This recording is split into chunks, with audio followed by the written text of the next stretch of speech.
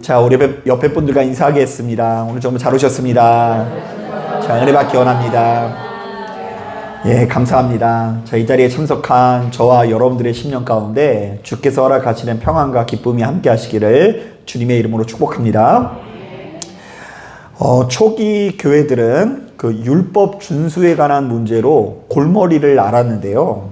자, 이른바 예수 믿는 우리들이 수천 년 동안 전해 내려오는 이 율법 앞에 어떤 태도를 보여야 하는지에 관한 문제가 정립되지 않아서 교회가 좀처럼 하나가 되지 못했다라는 것이죠.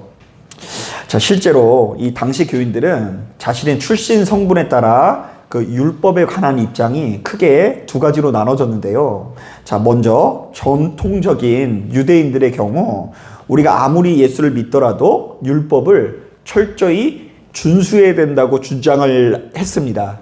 자, 이른바 우리가 아무리 예수를 믿어도 할례를 받아야 된다, 안 받아야 된다? 예, 할례를 받아야 된다고 주장하고요. 절기도 철저하게 준수해야 된다고 주장을 하고요. 심지어 부정한 음식과 정한 음식을 구분해서 먹는 것도 좀 세상 사람들과 다르게 먹어야 된다라고 주장을 합니다. 자, 그러나 이에 반해서 이방인 출신의 그리스도인들은 유대인들의 주장을 좀처럼 이해하기가 어려웠는데요. 자, 이른바 예수께서 이 땅에 오셔서 우리를 옛 율법에서 해방시켰음에도 불구하고 바로 이렇게 고리타분하게 사는 것을 좀처럼 받아들일 수가 없었다라는 것입니다. 자, 그렇기 때문에 성경에는 바로 이렇듯 교회 안에 율법의 문제로 인해서 갈등이 일어난 장면들이 꽤 많이 있고요. 또한 바로 이 율법 앞에서 어떤 태도를 보여야 되는지에 대한 가르침이 거듭해서 등장하는데요. 자, 오늘 우리가 읽은 본문도 역시 바로 그런 종류의 가르침이라고 할 수 있습니다. 자, 어떤 내용이 담겨져 있는지 우리 다 같이 11절 말씀 함께 읽어보겠습니다. 11절 시작. 형제들아, 서로 비방하지 말라. 형제를 비방하는 자나 형제를 판단하는 자는 곧 율법을 비방하고 율법을 판단하는 것이라. 내가 만일 율법을 판단하면 율법의 준행자가 아니요 재판관이로다. 자, 그러니까 이 본문의 내용을 이렇게 요약해 볼 수 있을 것 같아요. 한번 따라해 보겠습니다. 너희는 율법을 지키되 재판관이 아니라 준행자가 되라. 네. 율법이랑 전혀 상관없이 살아갈 것이 아니라 우리가 율법을 어떻게 해야 된다고요? 예, 지키긴 지켜야 돼요. 그런데 그 율법을 재판관의 모습으로 지키려고 하지 말고 어떤 사람으로 지키려고 노력하라고요? 준행자로서 살기 위해서 노력해야 된다라고 권면하고 있습니다. 자, 그렇다면 우리들은 본문이 말하는 이 재판관과 준행자가 어떤 차이가 있는지를 알아야 되는데요. 자, 먼저 이 준행자는 자기 자신도 역시 율법의 테두리 안에 있다라는 것을 강하게 인식하고 율법에 담긴 내용을 그 누구보다 자기 자신에게 엄격히 적용하는 사람들을 말합니다. 자, 그러니까 나도 율법을 안 지키면 처벌을 받는다, 안 받는다? 예, 받는다. 나야말로 율법을 안 지키면 처벌을 받는다. 그렇기 때문에 다른 사람이 아니라 내가 이 율법 안에 철저하게 지키고 있고 순종하고 있는지를 점검하는 사람들을 가리켜서 준행자라고 이야기할 수 있죠. 자, 그러나 이에 반해서 재판관은요, 율법을 가지고 타인을 비방하거나 판단하는 것에 주력하는 자를 의미하는데요. 자, 어찌 보면 이들은요, 그야말로 초월적인 지위를 가지고 자신은 마치 율법 안에 있는 것처럼 생각하지 않고 율법 위에 있는 사람으로 생각하는 사람을 말하는데요. 자, 그러니까 자기 자신이 율법을 지키지 않는 것은 별로 관심이 없고 누가요? 다른 사람들이 율법을 지키지 않는 것에만 현안이 되어 있는 사람들을 말하는 것입니다. 자, 그렇다면 지금 이 말씀을 듣는 여러분들도 한 번쯤 돌아보았으면 좋겠는데요. 자, 여러분들은 이 둘 중에 어떤 종류의 신앙을 가진 것 같으세요? 자, 여러분들은 생각할 때 내가 준행자인 것 같으세요? 아니면 재판관인 것 같으세요? 재판관이라고 하신 분은 굉장히 솔직한 분입니다. 자, 여러분 아무쪼록 재판관이 아니라 준행자가 되어지기를 주님의 이름으로 축복합니다. 자, 그런데 이것은요, 예수 믿는 우리들에게 정말로 중요한 주제인데요. 자, 왜냐하면 성경을 꼼꼼히 묵상해 보면 예수께서는 종교 지도자들이 율법이라는 이름으로 타인을 정죄하거나 판단하는 것을 그 무엇보다 강하게 책망하시는 분이었기 때문입니다. 자, 그러니까 예수님께서 보통 웬만하면 화를 내거나 이렇게 누군가를 책망하는 일이 없는데 누군가가 자꾸 선생 노릇하면서 타인을 정죄하고 판단할 때 그들을 강하게 책망하는 것을 보게 돼요. 자, 공교롭게도 제가 이번 주 새벽 예배 때마다 우리 성도님들과 함께 마태복음 12장을 묵상하게 되었는데요. 자, 마태복음 12장만 보더라도 바로 이러한 메시지들이 가득하게 담겨 있더라고요. 자, 먼저 12장 1절부터 8절을 보니까 그 제자들이 너무 배가 고프니까 밀밭을 지나다가 그 이삭을 잘라서 좀 먹는 장면이 나옵니다. 자, 그랬더니 대번에 이 바리새인들이 뭐라고 하죠? 당신의 제자들이 안식일의 규례를 어기나이다. 분명 안식일에는 그 어떤 일도 해서는 안 되는데 저들이 배가 고프다는 핑계로 그거를 잘라서 먹는 걸 보니까 저 사람이 신성모독한 것이 분명하다라는 거예요. 참 신성모독이라는 것이 쉽죠. 그냥 배고플 때 그것을 잘라 먹으면 신성모독이라고 이렇게 판단을 받을 수 있는 거예요. 자, 그런데 여기까지는 그래도 그러려니 하는데요. 12장 9절부터 13절을 보면 예수께서 안식일에 손이 마른 사람들을 고쳐주시는 장면이 나와요. 자, 여러분, 우리 중에 누군가가 그 병 고침을 받는 것은요, 기쁜 일일까요? 아니면 좀 안 좋은 일일까요? 예, 목사님이 당연한 걸 왜 물어보시나. 뭐 너무나 당연한 거 아니겠어요?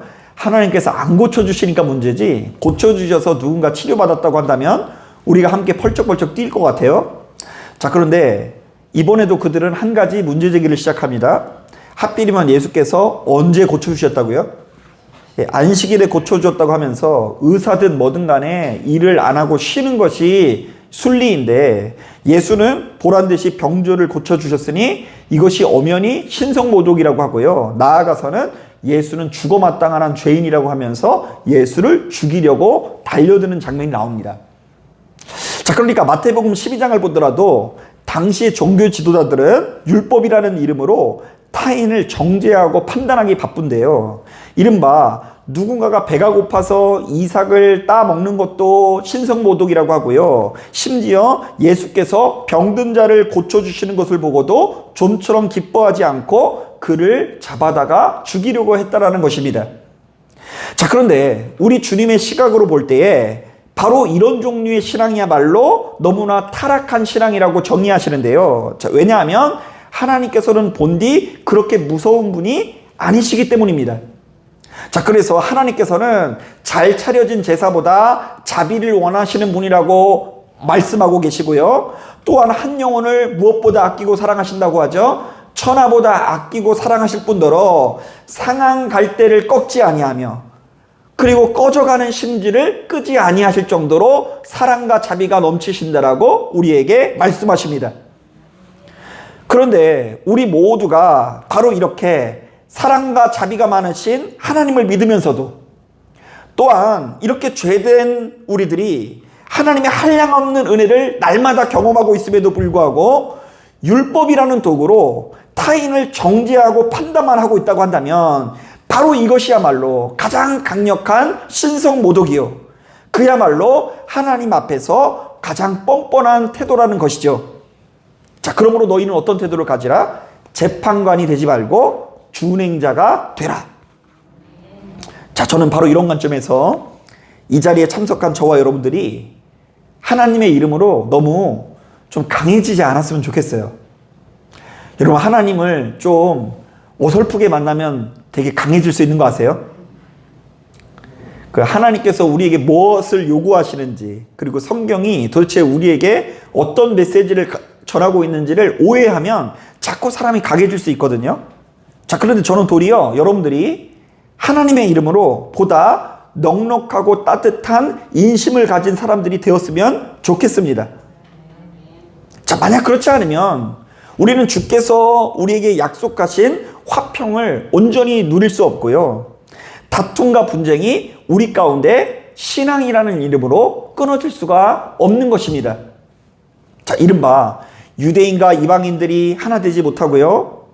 율법자와 복음자가 하나 되지 못할 뿐더러 쌍놈과 양반이 하나 된다 못한다? 예, 못하는 경우가 우리에게 빈번하게 일어날 수밖에 없다라는 것이죠. 자, 이런 점에서 제가 며칠 전에 참 감사한 일이 있었는데요. 자, 제가 가끔씩 그 저녁 시간마다 그 운동 삼아 산책을 다니거든요. 자, 그런데 이제 하루는 그 사모님이 또 그 음식물 쓰레기 좀 버리고 오라 그래가지고 그 음식물 쓰레기도 버릴 겸 이래가지고 산책 삼아 동네를 한 바퀴 돌았는데요. 아무래도 밤에는 그 인적이 드문 공원에 혼자 돌아다니면 되게 무섭잖아요. 그죠? 여기 막 외국인 노동자들도 많고 하니까 막 만나면 막 무섭고 하니까 될 수 있으면 불빛이 환한 번화가 위주로 산책을 하게 됩니다. 자, 그런데 제가 이 산책하는 코스에는요, 불빛이 아주 환한 그 골목이 포함되어 있는데요. 그 불빛이 환한 그 골목에는 맨 어떤 가게만 있을까요? 네? 술집. 아유, 뭐 시화는 엄청나요. 하여튼 골목마다 그냥 그 간판들을 얼마나 화려하게 했는지 다들 좀 정도껏 해야 되는데 너무 환하게 하다 보니까 막 진짜 막 현란해. 자, 그런데 이제 그 술집 골목이 이제 쫙 불빛만 있는 게 아니라 양쪽으로 이렇게 그 뭐 이런 거 차려놓고요. 이렇게 술 한 잔씩 하시는 분들이 엄청나게 이렇게 쫙 줄이어서 이렇게 먹고 있습니다. 자, 그런데 제가 며칠 전에는요, 그곳을 지나면서 거기 있는 사람들이 더럽다거나 부정하다라는 생각이 1도 안 들더라고요. 할렐루야. 여러분, 이게 저로서는 진짜 큰 변화인데요. 왜냐하면 저는 일찍부터 신학교에 입학해서 순전히 교회 문화에만 익숙한 사람 아닙니까? 자, 그렇다 보니 상대적으로 세상의 주초 문화에 그다지 호의적이지 않는 사람 중에 한 사람입니다. 자, 그래서 이전에는요, 사역할 때 그렇게 번화가를 지날 때에는 일부러 발걸음을 좀 피하곤 했어요. 왜냐하면 그곳에 가면은요, 내가 오염이 된다 안 된다? 왠지 내가 더러워지는 것 같고요. 그리고 내가 뭔가 오염되는 것 같아서 숨도 좀 참아본 적도 있어요. 자, 왜냐하면 이곳은 온통 더러운 땅이고 저주받은 땅이기 때문에 내가 이곳을 지나다 보면 나의 영성이 흐려진다, 내 영이 더러워진다라고 생각을 했기 때문에 그런 곳에 좀 제가 발길을 닿지 않으려고 노력했는데요. 이런 제가 목회를 하면서 좀 생각이 변한 거예요. 자, 이제는 날마다 기도하는 가운데 나야말로 하나님 앞에 죄된 존재라는 마음가짐을 가지고 있기 때문에 타인을 함부로 정죄하지 않으려 하고요. 또한 예수 믿는 나와 세상 사람들을 그렇게까지 구분하지 않으려고 하는데요. 이른바 그 누구든 하나님 앞에 죄된 존재일 뿐만 아니라 하나님 앞에 사랑받는 존재라는 신앙의 고백이 제 안에 자리 잡았다라는 것입니다. 자, 한번 따라해 볼까요? 내 마음에 안 든다고 해서 하나님의 마음에 안 드는 것이 아니다. 내 눈에 마음에 안 든다고 해서 누구 마음에 안 드는 거 아니라고요? 예. 하나님 마음에 안 드는 것이 아니라는 거예요.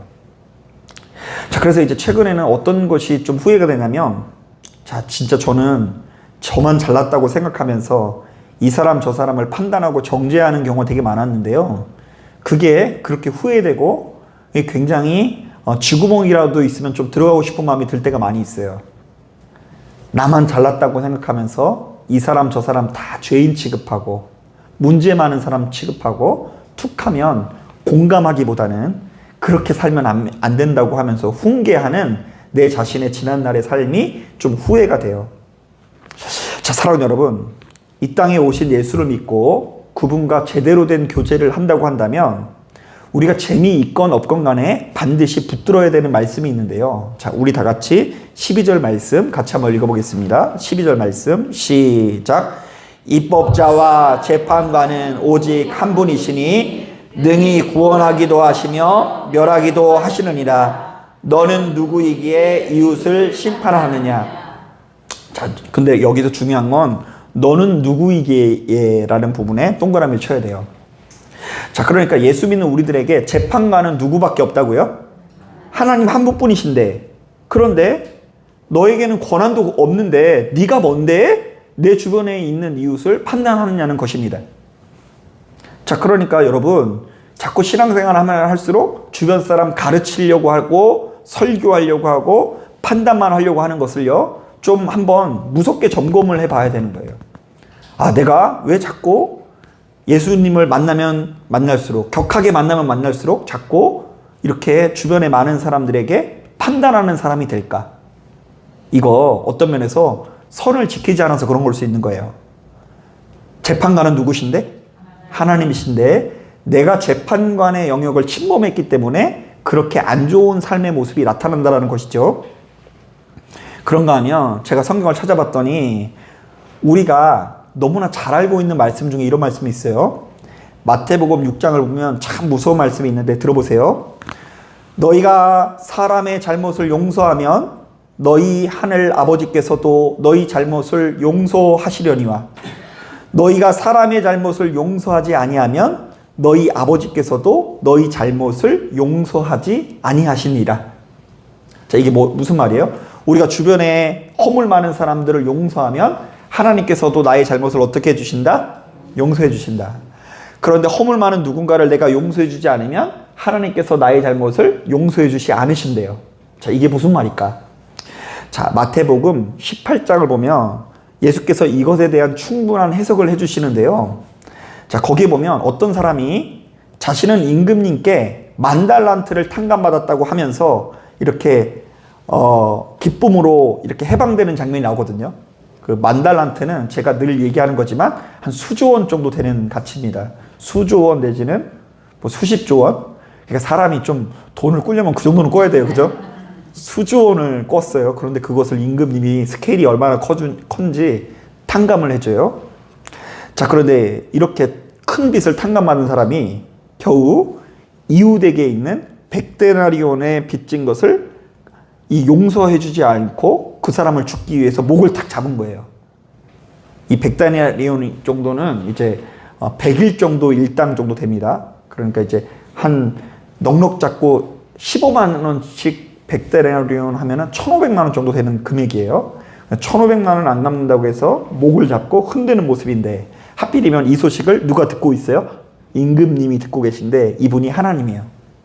자, 그래서 하나님께서 이렇게 판결하십니다. 내가 너한테 10,000달란트를 탕감해 줬는데 네가 겨우 100데나리온도 용납하지 못하니 내가 너에게 그 책임을 물을 것이다. 여러분, 이거 되게 무서운 말이죠. 실제로 제가 이것들을 굉장히 많이 경험했는데요.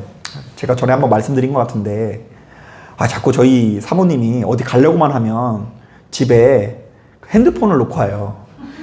그래서 맞다. 별명이 맞다예요. 그래가지고 맞다. 왜 또? 그러면 핸드폰을 두고 왔대요. 그러면 가져오라고 이렇게 하면서 제가 이제 화를 버럭 냈거든요. 근데 그렇게 해놓고 뭐 저 같은 경우도 이 핸드폰을 두고 올 때가 있다 없다? 그러고 나면 또 이제 애들이 저한테 얼마나 뭐라 그러는지 아세요? 아빠 그때 그냥 엄마한테 뭐라 그러더니 아빠도 두고 왔다고. 그리고 이제 제가 그 얼마 전에 제주도 가면서 그냥 신분증도 놓고 오고 그냥 뭐 주머니에 있는 표도 그냥 쓰레기 줄 알고 다 버리고 막 그래 가지고요. 진짜 큰 사고는 사모님이 치는 게 아니라 제가 쳐가지고요. 나중에 얼마나 면목 없는 사람이 될 때가 있었는지 모릅니다. 그래서 어떤 면에서요. 타인의 잘못을 눈 감아주는 것은요. 내가 가지고 있는 실수를 이렇게 누군가에게 눈 감아줄 수 있는 기회를 주는 것일 수도 있는 거예요. 근데 그거 안 하고 매번 그냥 탓하고 하다 보면 나중에 그 화살이 돌아와가지고 나는 더 큰 책임을 질 수도 있는 거예요. 그래서요, 여러분, 가만히 보면 그 준행자에게는 구원이 있을 수 있어요. 그러나 재판관에게는 구원이 있을 수 없어요. 자기는 법 위에 있는 줄 알고 자기에게 적용시키는 법 생각을 안 하다가 나중에 책임져야 되는 것들이 얼마나 많이 생기는지 몰라요. 사랑하는 여러분, 그렇기 때문에 우리는 예수 그리스도의 이름으로 주변에 많은 사람들을 판단하고 정죄하고 무엇이 잘했느니 못했느니 뭐 이런 것 서로 싸우고 논쟁할 필요가 없는 거예요. 자꾸 목소리 커지면 거기 막 껴있지 마세요. 여기 정왕동에도 돌아다 보면은 목소리가 커져가지고 뭔가 했더니요, 화투 치고 있더라고요. 화투 치고 있는 경우도 있고, 내기장기 하는 데도 있고, 그러면 막 목소리 커지면 거기만 너무 있지 마세요. 그리고 여러분, 뭐 정치적인 얘기니 뭐니 간에 이제 시간이 지나다 보면 조금 초연해지는 경험을 해야 돼요. 그것이 뭐 중요하다 중요하지 않다는 게 아니라 내 의견을 뭐 그냥 그 선거날 뭐 정확하게 행사하되 괜히 거기서만 멱살 잡고 싸울 그럴 필요가 뭐가 있냐고요. 초연해질 필요가 있는 거예요. 자, 그리고 진짜 중요한 말씀이 있는데요. 로마서 14장 10절을 보면 이런 말씀이 있어요. 네가 어찌하여 내 형제를 비판하느냐? 어찌하여 내 형제를 업신 여기느냐? 우리가 다 하나님의 심판대 앞에 서리라. 자, 그냥 용서해주고 판단하지 말라는 것이 아니라 어련히 알아서 하나님께서 뭘 하신다고요? 심판하신 때가 온다. 자, 한번 따라해 보겠습니다. 우리가 다 하나님의 심판대 앞에 서리라. 하나님의 심판대 앞에 서리라. 이게 얼마나 무서운 말씀인지 몰라요. 자, 마지막 최후 심판날에 죽고 난 다음에 하나님 앞에 섰는데 그 앞에 최후 목사님이 같이 서 있다, 안 서 있다? 제가 안 서 있어요. 저도 그 앞에 가서 재판 받게 돼 있어요. 그 앞에서 여러분들의 그 남편이 같이 서 있는 것도 아니고 아내가 같이 서 있는 것도 아니고요. 그 자리에 앉아 계신 분은 누구시라고요? 하나님이세요, 하나님. 근데 그 하나님께서 앉아 계신 자리에 그냥 제가 옆에 서가지고 거봐. 내가 그러지 말라고 했어, 안 했어? 이러면 하나님께서 뭐라고 하시겠어요? 야, 네가 여기 뭔데 여기 올라와 있냐고. 그냥 내려가. 하여튼 네가 아주 더 세게 처벌받아야 돼. 이렇게 말씀하시지 않을까요? 여러분, 우리가 볼 때 이 세상이 참 불공평하게 느껴지는 순간들이 많죠. 예수 안 믿으면 불공평하게 생각할 거리들이 너무 많이 있어요. 불의한 자가 득세하고, 불의한 자가 권세를 누리고, 부자 되고. 자, 그러나 예수 믿는 우리들은 적어도 걱정할 필요가 없는데요. 언젠가 때가 되면 우리 모두가 다 하나님 심판대 앞에 서기 때문입니다. 그런데 그 앞에 서게 될 사람들은 우리가 먼저부터 그렇게 막 감이나 뭐 감나라 배나라 할 필요가 없다는 이야기예요. 자, 저는 그동안 일찍부터 목회를 하면서 한 가지 고민거리가 있었는데요. 주 안에서 한 형제요 자매로 부름을 받은 우리들의 모임에 왜 이렇게 다툼과 분쟁이 끊어지지 않는가의 문제입니다. 자, 여러분, 우리가 예수를 화목제물이 되어지신다라는 표현을 쓰잖아요. 그죠? 예수께서 우리의 무엇을 위해 돌아가셨다고요? 화목함을 위해서. 화목이라는 것은 하나님과 우리 사이의 화목을 의미하기도 하지만 성도와 성도의 화목을 의미하기도 해요. 그래서 이제 십자가가 위아래는 하나님과 우리의 관계다, 옆에는 성도와 성도의 관계다, 이렇게 해석하는 분도 있어요. 자, 그런데 화목제물 예수, 분쟁 제물이 아니라 무슨 제물이요?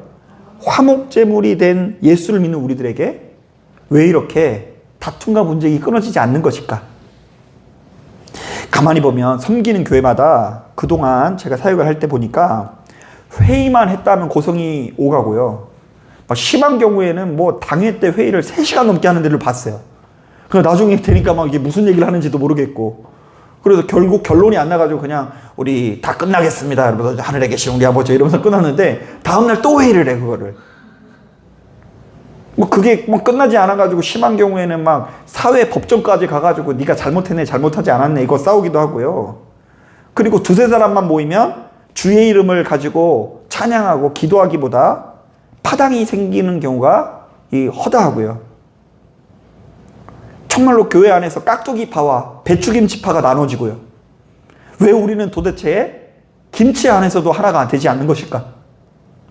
자, 이 모든 것이 우리가 예수를 믿되 그 율법을 따르는 준행자가 아니라 그 율법 위에 서서 다른 사람들을 정죄하고 판단만 하는 재판관 신앙이 자리 잡고 있기 때문이라는 생각이 들더라고요. 자, 그런데 이것은 아무리 정의롭더라도 은혜 없는 태도일 수밖에 없습니다. 아무리 정의로워도, 아무리 교회가 잘 되라고 그렇게 목소리를 높이는 것일지라도 결국은 은혜 없는 태도예요. 왜냐? 그 은혜가 뭐라고요? 나는 하나님 앞에 죄인인데 엄청나게 큰 선물을 받는 것이 은혜인 거예요. 은혜는 뭐 엄청나게 뭐 열광적인 분위기가 은혜가 아니고요. 그 은혜는 내가 엄청나게 대단한 은사를 체험한 게 아니라 내가 하나님 앞에 자격 없는데도 불구하고 대단한 선물을 받는 게 은혜예요. 자, 한번 따라해 보겠습니다. 나는 자격이 없지만 대단한 선물을 받았다. 예, 이게 믿어지면 구원을 받은 거예요. 자, 그런데 이것을 믿지 못하면 아직은 우리가 구원의 열매를 충분히 맺지 못한 것입니다. 자, 사랑하는 여러분, 우리가 엄연히 따졌을 때 은혜 있는 자라면 하나님 앞에 의인은 없나니 어느 정도 없고 하나도 없고 우리 모두는 동일한 죄인이라는 것을 기억하십시오. 그 누군가의 그래서 고수는요, 꼴배기 싫은 그 사람의 얼굴을 보면서도 누구의 모습을 떠올릴 수 있어야 돼요? 내 자신의 모습을 떠올릴 수 있어야 돼요. 저 모습이 혹시 나의 모습은 아니었을까? 오로지 재판관은 하나님 한 분뿐이시고 우리는 아무것도 아니라는 것을 가슴 깊이 기억하시는 저와 여러분들이 되시기를 주님의 이름으로 축복합니다. 자, 기도하겠습니다.